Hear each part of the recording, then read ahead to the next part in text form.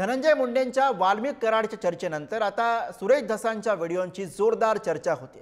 सुरेश धस यांचा कार्यकर्ता असलेल्या सतीश भोसलेचे रोज नवे व्हिडिओ समोर येत आहेत। सतीश भोसले उर्फ खोक्यावर काळवीट आणि मोरांच्या शिकारीचा आरोप आहे। 200हून अधिक हरिण आणि काळवीट मारले असल्याचा आरोप वन्यजीव प्रेमी माऊली शिरसाट यांनी केलाय।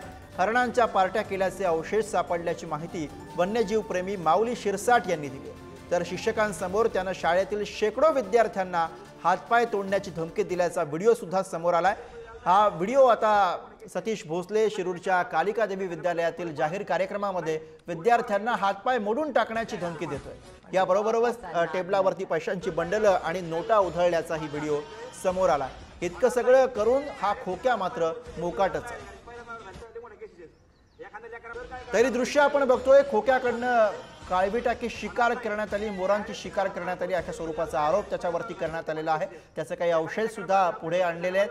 दुसरीकडे शाळेमध्ये मुलांना हातपाय मोडून टाकण्याची धमकी देताना सुद्धा व्हिडिओ सुद्धा व्हायरल झालाय आणि पैशांचा माज करतानाचे व्हिडिओ सुद्धा रोज नवनवे समोर येत आहेत। त्यातलीच ही काही दृश्य आपण बघतोय ज्यामध्ये नोटांची बंडलं उडवताना आपल्याला हा सतीश भोसले दिसतोय।